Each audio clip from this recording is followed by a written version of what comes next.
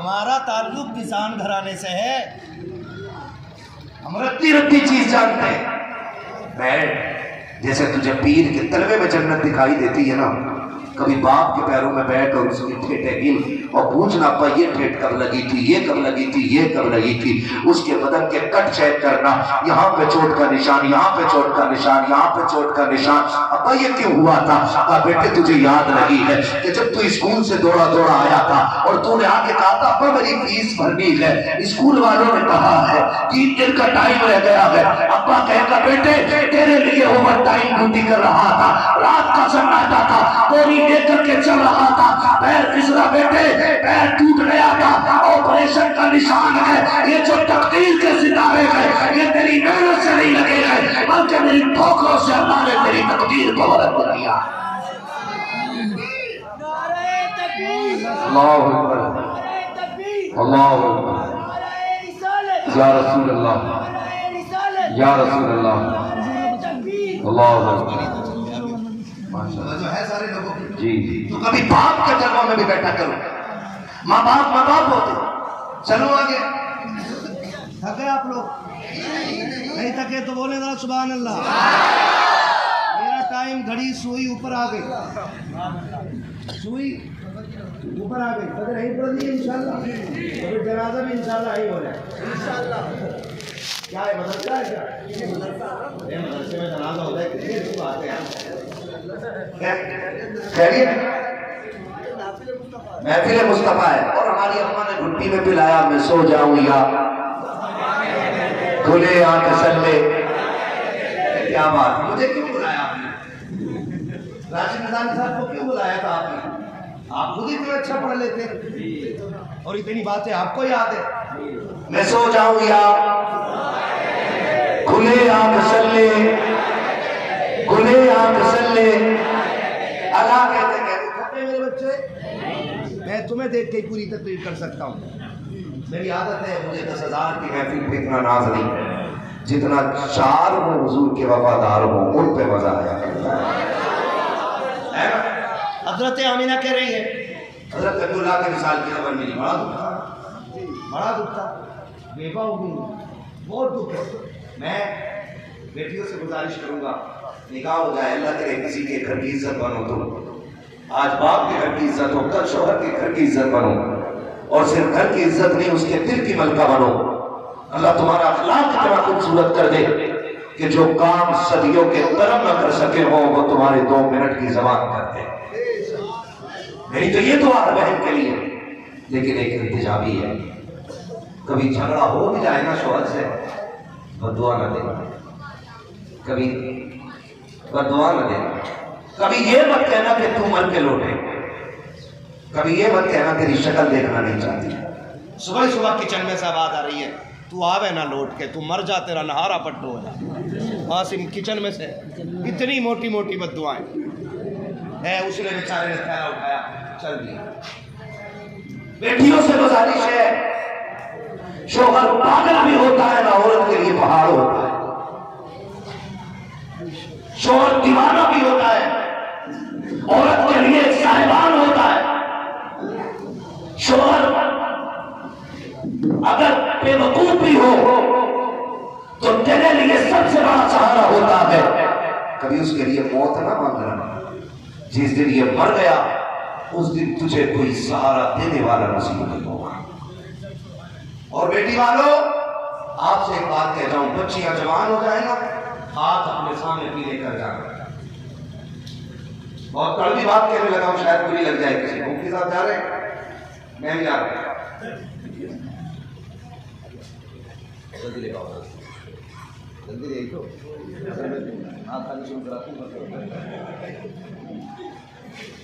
खैरियत है आप लोग? मेरी ये बात सुन लें कि जब बेटियां अल्लाह दे ना और बेटियां जवान हो जाए तो बराबरी के चक्कर में उम्रें ना गुजारना,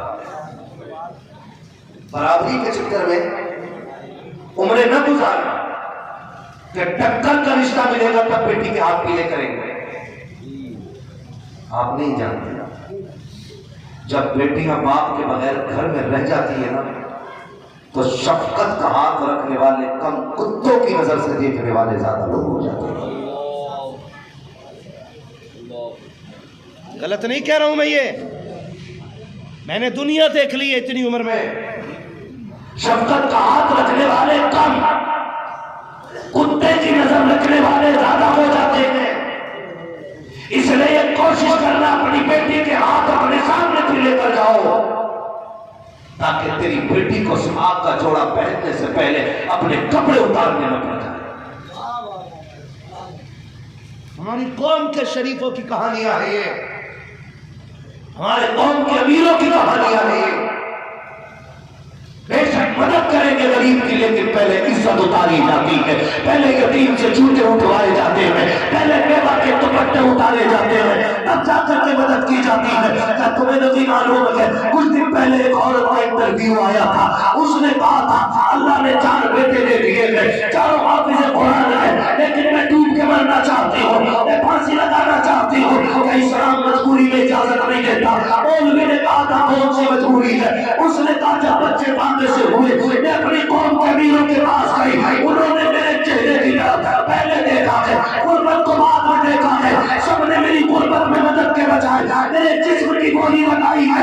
मैं समझ गई कि ऐसी जिंदगी से तो ऐसी बेटियों का मर जाना बेहतर हुआ करता। आपसे कहना चाहता हूं, बच्चियां जवान हो जाए फौरन हाथ पीले करो, वरना तुम्हारे बाद तुम्हारी बेटियों के सर पे दुपट्टे रखने वाले कम और दुपट्टे उतारने वाले ज्यादा हैं। कह रहा बराबरी का नहीं लिया, क्यों? तू 18 फीट का,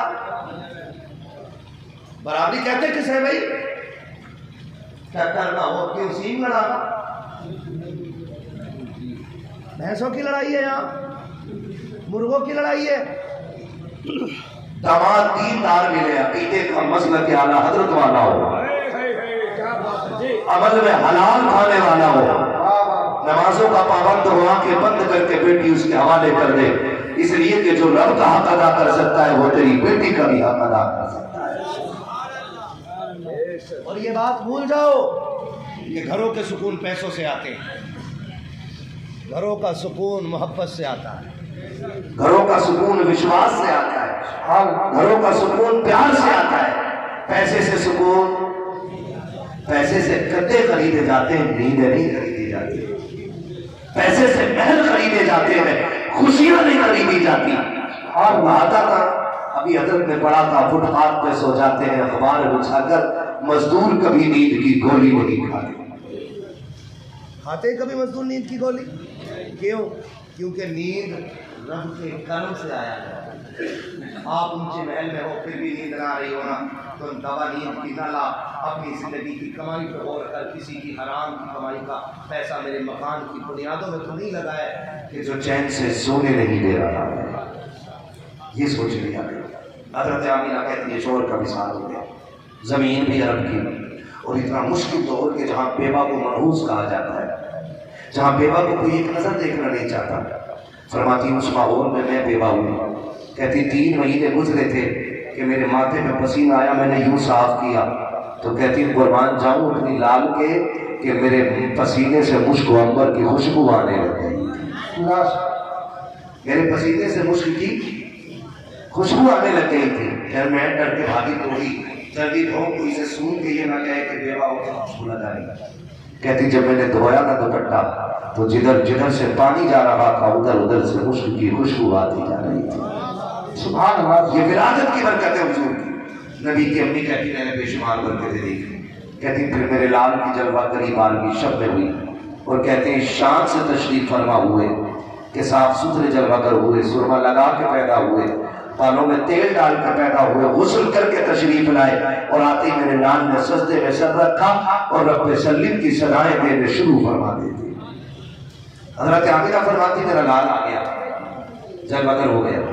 कहती मक्के में वबा की बीमारी, मर्ज बड़ी तेजी से फैल रहा था, तो दस्तूर यह था कि मक्के की औरतें बच्चों को बेवाएं ले जाती थी, दायाएं ले जाती थी बच्चों को दूध पिलाने के लिए, और परवरिश करके 2 साल 1 साल बच्चे वापस कर जाती थी।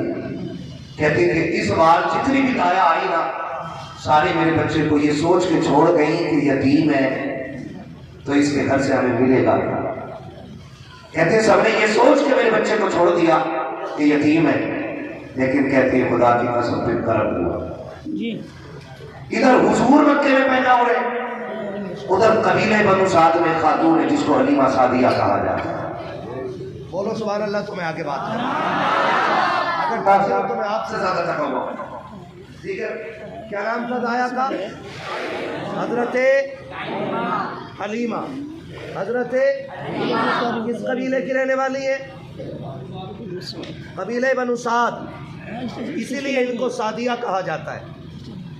ठीक है ना, जैसे मुरादाबादी, रामपुरी, बरेलवी है ना, लखनवी, इसी तरह कबीले बनु साद से होने की वजह से आपको सादिया कहा जाता है।